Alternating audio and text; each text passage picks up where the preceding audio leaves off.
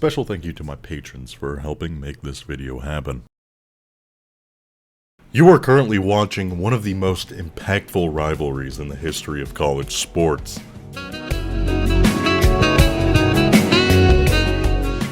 Two rival institutions, born of hate that precedes the Civil War, will exchange blows on turf for 149 years across 139 games, the third longest rivalry in the history of college football.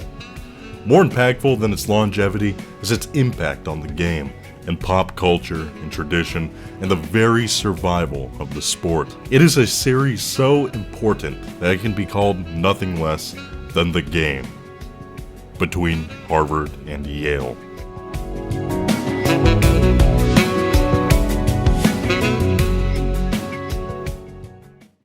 While Princeton-Rutgers is the oldest college football rivalry, Harvard-Yale claims the equally illustrious title as the oldest intercollegiate sports rivalry. The rivalry traces its origins all the way back to 1852, where the Crimson and Bulldog rowing teams met to compete in a 2-mile race across Lake Winnipesaukee, the first intercollegiate sporting event in American history. A couple decades later, the two would meet for a game of football, a primordial form of today's game that shared more in common with its soccer and rugby origins. The rules also weren't exactly set in stone, causing innumerable arguments throughout the game, a game that eventually ended in Harvard's favor 4-0. They'd play a year later, a little more sure of the game they were actually playing, and Yale would gain their inaugural win 1-0. In attendance would be two men that would end up shaping this rugby-soccer hybrid game into the American football we know today.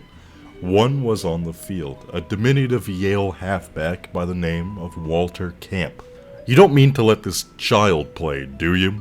He will get hurt, Harvard's Nathaniel Curtis said to Yale's captain in reference to Camp, words that did not age well in the Crimson's first defeat at the hands of the Bulldogs. Camp, after a 5-year playing career at Yale, would, with assistance from his contemporaries, begin retooling the game of American football, establishing elements critical to the modern game like yard dashes, the line of scrimmage, the 11-person team, etc., etc. The other notable attendee was in the stands, a Harvard student by the name of Theodore Roosevelt. Teddy Roosevelt would become the first of a long list of future presidents to bear witness to the game, gaining an admiration for the sport that'd follow him into the White House, where he famously intervened in the development of the sport to make it less of a bloodbath, ensuring its survival into the modern day. This intervention would, notably, legalize the forward pass, end big formation plays, and found the National Collegiate Athletic Association, or NCAA. Through these two men and the 1876 game they attended, the modern game of American football was born.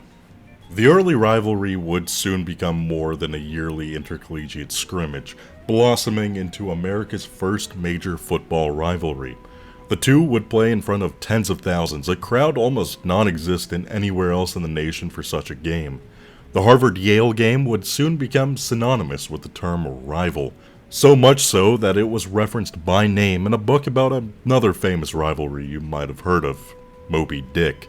In this explosion of popularity came the establishment of traditions that soon find their way into other programs across the nation. Yale would possibly make the first fight song and the first cheerleaders. Harvard would hold the first preseason workout, and new formations would be created on both sides. Among their contributions to the game was an attitude, one of brutality seen exclusively in rivalry games such as these. The 1894 game was a perfect example. In a hard-fought Yale victory, 5 players from both sides would be hospitalized. A broken nose, a concussion, a broken leg, and a broken collarbone would be among the list of injuries from this single game, known afterwards as the Hampton Park Bloodbath. It's games like these that eventually forced Roosevelt's hand in 1905, with the knowledge that the game simply could not survive in this violent state. Shortly after the massacre in Springfield, the rivalry would get its name from a former Harvard captain, calling the rivalry game, quote, the game of the season. It is, ironically, the same reasoning behind Michigan and Ohio State's nickname. It's the game of the season. The rest is simply fluff. After the 1905 reforms, American football became a lot safer. For the players, at least. For 1908, a Bulldog would, allegedly, be strangled by Harvard head coach Percy Haughton. The rumor went that to get his team amped up for that year's installment of the game, after taking 6 straight losses to the Yale Bulldogs, Haughton would strangle an actual Bulldog in front of his team as a macabre motivation tactic. One that apparently worked, with Harvard coming out on top 4-0. In reality, it was likely a papier-mâché dog he strangled and dragged behind his car, an effigy instead of an actual dog murder. A preview for the many off-the-field antics both of these programs will indulge in throughout the years. While Yale dominated the earliest era of the game, Percy Haughton would swing the rivalry back in the Crimson's favor, culminating in Harvard's largest win over Yale in program history, a 41-0 shelling in front of 49,000 Harvard faithful.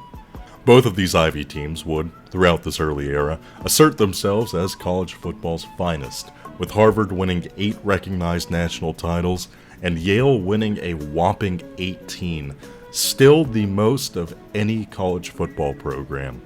As the college football landscape morphed and evolved throughout the early 1900s, however, the sport became bigger than just the Ivies, with powers outside of the Ivy sphere like Pittsburgh, California, Georgia Tech, and Michigan threatening the monopoly the Ivies had on college football dominance. By the late 1920s, the shift towards college football's traditional blue bloods would be all but complete, with Yale fielding the last recognized Ivy national champions in 1927. Led by All-Americans Bill Webster and John Charlesworth, the Bulldogs would finish the year with a 7-1 record, the only loss coming from fellow one-loss Bulldog team Georgia. This Yale team would represent the end of an era for Ivy dominance, and the beginning of the Ivy League's withdrawal from major college football. The golden age was over.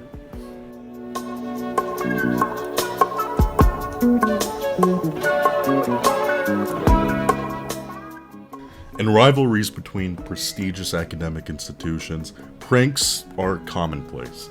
Stanford, California has them, Army-Navy has them, and Harvard-Yale are no exception, with their history of pranks beginning in 1933.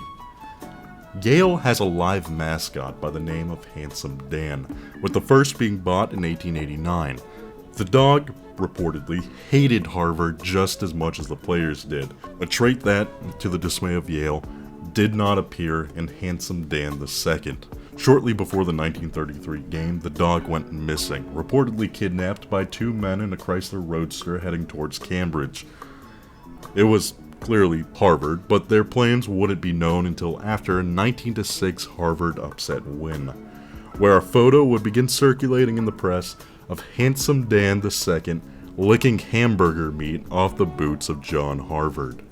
Yale would get back at their Crimson rivals shortly after, going on a 3-game win streak that finally be ended in 1937, with a Harvard 13-6 win, and soon after, they'd get to work codifying what exactly the Ivy League was and what its athletics should be.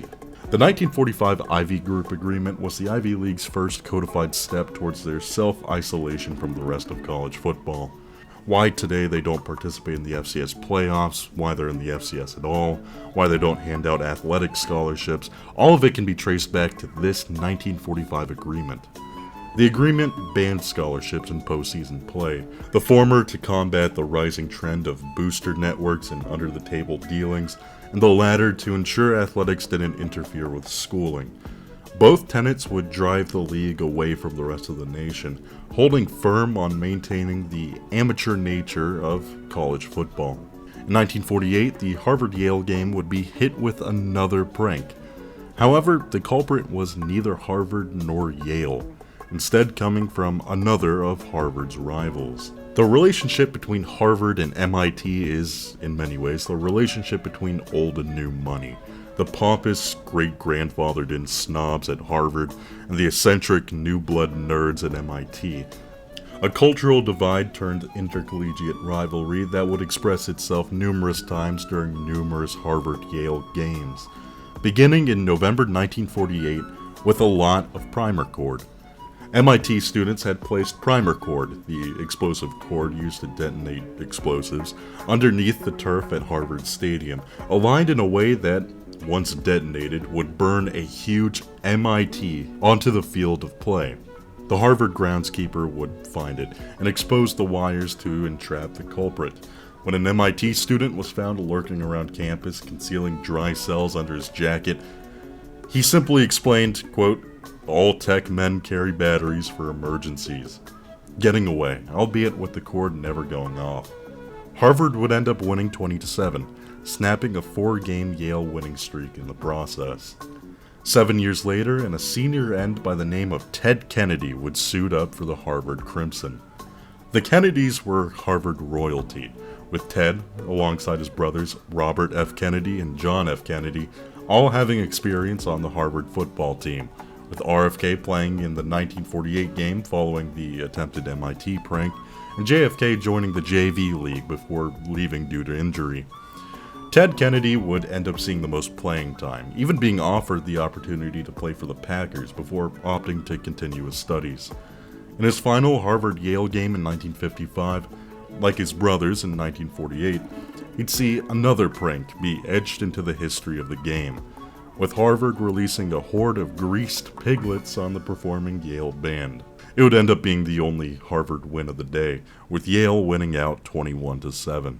A year later, in 1956, the Ivy Athletic League was born. While the members of the Ivy League had all primarily scheduled each other since the beginnings of college football, in '56 they'd finally have their own official conference, with Yale winning the inaugural Ivy League conference title off a 42-14 domination of the Crimson. The Yale program of the late 50s and early 60s under head coach Jordan Oliver experienced a level of play unseen in decades, culminating in their 1960 season, one of the last truly elite Ivy teams. Finishing the year with the third-ranked scoring offense, giving up an average of 8.1 points per game on defense, and sweeping both the Ivy League and Yankee Conference champion UConn, all through the play of the Ivy's most talented roster, including future NFL champion and Pro Bowler center Mike Pyle. That same year, a former Harvard JV footballer would be sworn in as the 35th President of the United States, and according to the Yale Daily News, the President would be attending next year's Harvard-Yale game. The paper consisted of an 8-page editorial of the alleged visit, where he would sit, who all would be in attendance, and a couple of quotes from the president, including, "Think not about what you can do for your alma mater, rather think about what the other team can do to you," and, quote, "Cheer not from fear, but do not fear to cheer." It, of course, was not real. Something that became even more apparent when John F. Kennedy, quote-unquote, arrived at the Yale Bowl, looking a hell of a lot like a Harvard student in a JFK mask, complete with fake Secret Servicemen and military advisors. Harvard would go on to finish the day with a shocking 27-0 shutout win over the favored Bulldogs at home, claiming their first Ivy League title in the process. A couple years later, John F. Kennedy would be assassinated. JFK, a Harvard grad and a recipient of an honorary Yale degree, received when he actually visited New Haven in 1962, was beloved on both sides of the game. When the news broke shortly before the 1963 game was scheduled to begin, Yale and Harvard both were numb. The game was naturally delayed. The last thing on anyone's mind was football. There were talks of canceling it outright, but it was clear the former player would have wanted it played. A week later, on the 30th of November, the 80th game was played in honor of the Northeast's lost child, the nation healing through the play of Harvard and Yale. In the shadow of tragedy came two of the greatest games these teams would play, beginning in 1967. The defending co-Ivy champion Harvard Crimson would enter the Yale Bowl hoping to spoil Yale's untarnished conference record in front of 68,000, the largest crowd to ever attend an Ivy League game. The Bulldogs would get out to an early 7-0 lead through the arm of Brian Dowling, Yale star quarterback who turned down the likes of USC, Michigan, and Notre Dame for Yale, and has shown a proficiency to match his offers. Harvard would refuse to lie down, storming back late to take a 20-17 lead with 3 minutes left on the clock. Positioned at his own 23-yard line, Dowling would, against the odds, win the Bulldogs the game and an undefeated conference record. The year after, under more Dowling heroics, the Bulldogs entered the game with a 16-game winning streak, looking for yet another undisputed Ivy title. Harvard is, likewise, undefeated, and a win against their arch-rivals will win the Crimson their first undisputed Ivy title. The stage was set for another dramatic Harvard-Yale game, and in front of 40,000, the two rivals would deliver. The first half was all Yale, with the Bulldogs rocking out to a 22-0 lead when Harvard starting quarterback, senior George Lillich, would be swapped with backup Frank Champy to help save the game. A 64-yard touchdown drive to put the Crimson on the board before halftime would spark a little bit of life into the home team, and a 7-0 third quarter would miraculously bring Harvard back into the game, when Dowling would seemingly shut down the comeback attempt with another touchdown to put Yale up 29-13. Wanting to put an exclamation point on the win with 3 minutes and 34 seconds left on the clock, Yale fullback Bob Levin would bring the ball to the Harvard 14-yard line and fumble it away. The Harvard offense would capitalize, driving down the field to make it 29-19, to then complete a 2-point conversion to make it 29-21. With seconds left, Harvard needs an onside kick for a shot at sealing away this game. An onside kick they miraculously come up with at the Yale 49. Harvard's fourth-string quarterback, who'd only completed 6 passes before this game, would march his team down the field, all the way to the Yale 8-yard line with one more shot at the game, with 3 seconds left on the clock. He got it, and Harvard stormed the field to celebrate their team. The game, however, was not over. The Crimson will need a 2-point conversion to tie the 16th-ranked Yale Bulldogs, sealing away their winning streak and forcing the Bulldogs to share the Ivy title with their hated rivals. Champy would deliver, and as the papers would write after the game, Harvard would beat Yale 29-29. It would take until 1975 for Harvard to finally get their first undisputed Ivy League title off a 10-7 win over Yale, which would be followed by 3 Yale titles, outright or shared, going into 1980, where something funny happened. The game would be televised on ABC throughout New England, to the chagrin of viewers who wanted to watch the game on ABC throughout New England. ABC at this time was required by the NCAA to televise 13 nationally televised games a season, one for each week, and 45 regional games depending on the media market. For their November 22nd slate, they were required to air 3 regional games, with one being Yale-Harvard at 12:30, with a second straight Yale Ivy title at stake. The only problem was, this was the same time as Michigan-Ohio State, a far larger draw than the Ivy rivalry. The controversy was short-lived and forgotten, but it's a perfect display of what the two games are today. Once the undisputed biggest rivalry game in the nation, the original game is now a novelty, a regional bout with little pull outside of New Haven and Boston. The game is, today, Michigan-Ohio State, shown clear as day by this little controversy caused by a quirk of ABC's old broadcasting rights. In 1982, the Ivy League would move down to the newly created FCS, a subdivision of Division I consisting of smaller universities still wishing to stay Division I in non-football sports. The move, alongside the Ivy League's withdrawal from the subsequent FCS playoffs, was the league's final step towards self-isolation, now rarely playing anyone outside of themselves year in and year out. In Harvard and Yale's inaugural FCS game, an old Harvard rival would make themselves known at the 46-yard line. Midway through the game, a balloon would emerge from the turf and inflate, the letters on the balloon making it clear who the culprit was. MIT was back, And as the balloon burst, spreading talcum powder across the field, Tech began orchestrating their next attack. Disguised as the Yale band, the entire MIT band would enter the field at halftime to spell out MIT on the field. If they couldn't do it with fuse cords, they could do it with students instead. And then came the icing on the cake for the MIT invaders, with disguised students handing out cards for Harvard's faithful, cards that presumably read Beat Yale, but instead read, of course, MIT.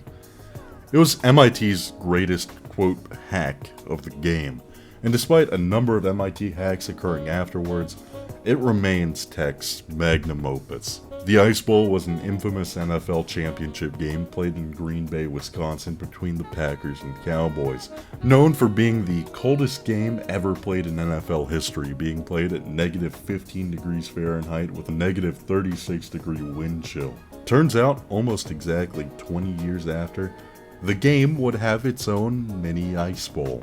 The de facto Ivy League championship game between the 5-1 Harvard Crimson and 5-1 Yale Bulldogs would be played at 19 degrees Fahrenheit with a negative degree wind chill.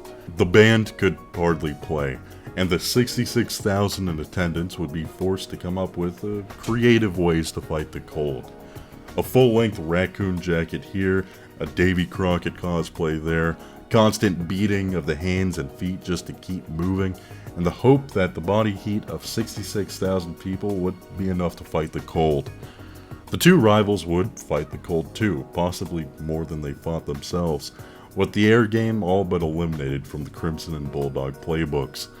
Harvard would eventually end up leaving the frozen Yale Bowl with a tough 10-7 win, earning an undisputed Ivy title in the process. Entering the new millennium, the game would take a form unseen since the beginning of the rivalry. Outside of Yale's early dominance in the 1800s and early 1900s, the game lacked much of any extended period of dominance from either team, with one team rarely having a winning streak larger than 3. That is, until 2001, where Harvard would begin dominating the game in a way it never did before. Going into the 2001 game looking to both cut a 3-game Yale winning streak and complete their first unblemished season since Woodrow Wilson was president, the Crimson would pull out a 35-23 win to finish out their historic season.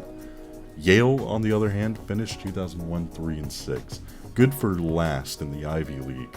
Worse still, the Bulldogs would give up their title of winningest program in college football history to Michigan.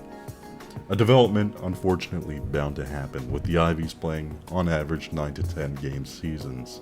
The Harvard Crimson, beyond just dominating Yale, would dominate the entire Ivy League for much of the 2000s, winning 4 Ivy titles across the odds.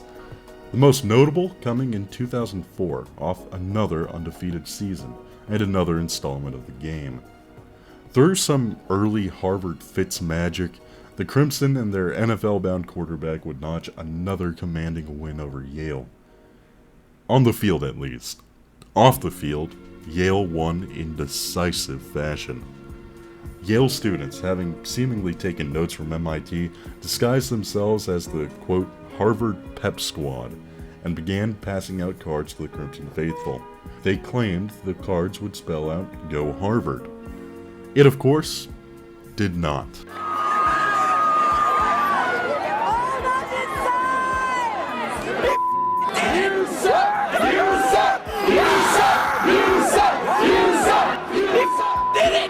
After the game, fans would try claiming the prank didn't happen, which led to the creation of HarvardSucks.org, a website formerly owned by the perpetrators of the prank to share a video they took of the process. A video that is still up on YouTube, by the way, in case you want to watch it. 5 years later, Yale is looking to reverse Harvard's run of dominance.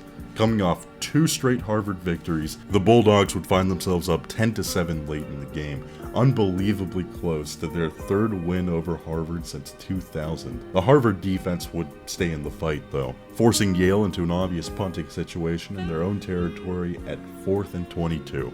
An obvious fake punting situation, apparently. An unbelievably ballsy play went up by 3. Yale would be stopped 5 yards away from the first down, and Harvard would waste no time taking the lead late. Now in desperation mode, Yale quarterback Patrick Witt would be forced to chuck it down the field right into the hands of a Harvard defender. Harvard won 14-10. This Yale choke would be part of a 9-game winning streak from 2007 to 2015 for the Crimson, the largest winning streak in the history of the game. The streak would consist of 6 Ivy titles for Harvard, along with the most televised Harvard-Yale game since 2004, with College Game Day coming to Boston to witness Harvard win their 16th Ivy title off a last-minute touchdown against Yale. 2 years later, Yale would finally pick up their first win in the game since 2006, denying their rivals both a 10th straight win and a 4th consecutive Ivy title in the process. A year later, Yale would get its first winning streak since the year 2000 with a convincing 24-3 win. 2019 would see some of the biggest on-the-field fireworks in the history of the game, with Yale fighting at home for a share of the Ivy title. All that stands in the way is a Harvard squad in a down year. A Harvard that would dominate the Bulldogs for the first half of the game, with 2 touchdowns in the second to bring the Crimson into halftime up 12, and a 3rd touchdown to start the third to put them up 18, before Yale finally began to wake up, turning the often low-scoring rivalry game into a full-on shootout, with Yale coming back to tie the game at 36 going into overtime. By the end of regulation, it is already the highest-scoring game in the history of the rivalry, and the fireworks would continue into the night, with a Harvard 25-yard touchdown matched by a Yale 9-yard touchdown to bring the two into second overtime, where Yale, at last, won the game 50-43, and their 16th Ivy title. The fireworks wouldn't just come from the players. It had also come from a stoppage of play coming out of halftime. And for once, it wouldn't be for a prank. Students of both Harvard and Yale would arrange a sit-in protest in the middle of the game, protesting both Harvard and Yale's investment in fossil fuel industries and their holding of Puerto Rican debt. The protest would last for around 40 minutes, where the final protesters were finally escorted off the field. After an Ivy League-wide cancellation of the 2020 season, Harvard-Yale would return to the field in 2021, with Yale holding a 2-1 advantage in the game since, winning the most recent one 23-18. In many ways, the game of today is a far cry from the game of old. It is not the game that inspired Walter Camp to retool his favorite amateur game into a sport. It is not the game that instilled enough love for football into Theodore Roosevelt that, when the time came for the game to innovate or die, he led the charge to keep college football alive. It is not the game that Herman Melville named in Moby Dick. It is not American sporting culture's quintessential rivalry game anymore. The schemes have changed, the names and faces have changed, the helmets, the uniforms, the crowd, the impact, all have changed. Yet, on a fundamental level, the game remains untouched from its primordial state in 1875.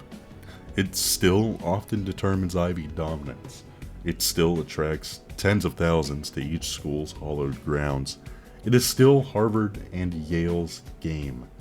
And with the Ivy League's attempts over the years to keep the amateur roots of the sport alive, locking itself into the Northeast and throwing away the keys, the game and its participants remain in the same environment they've played in for over 100 years, an increasingly rare situation as realignment jumbles and splits century-old rivalries apart.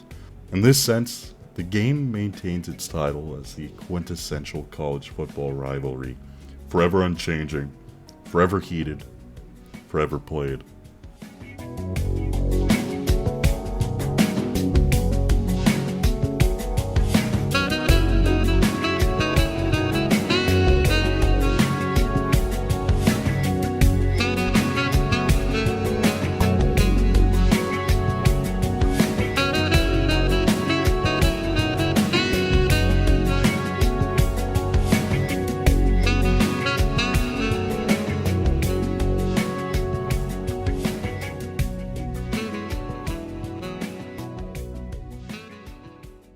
I'd like to, again, thank my patrons, Ryan Liu, Authentic Sims, Max Kern, Joe Sports 2022, Lance Justice, Class Jackson Lawsuit, Hoppe, October Rust 02, Justin Petraza, Cole, Nick Knudsen, Lurker, Trash Can Gus, Sock'em Boppers, Ease.L, Spicy Babe, The Erupturatan, Adrian Genge, Deatheros, Sean McWilliams, CC, The Hidden Source, Bradley Moore, at Signwood, Scarface1, Lamb, Megadoomer, Phillip, and Crossley Jones.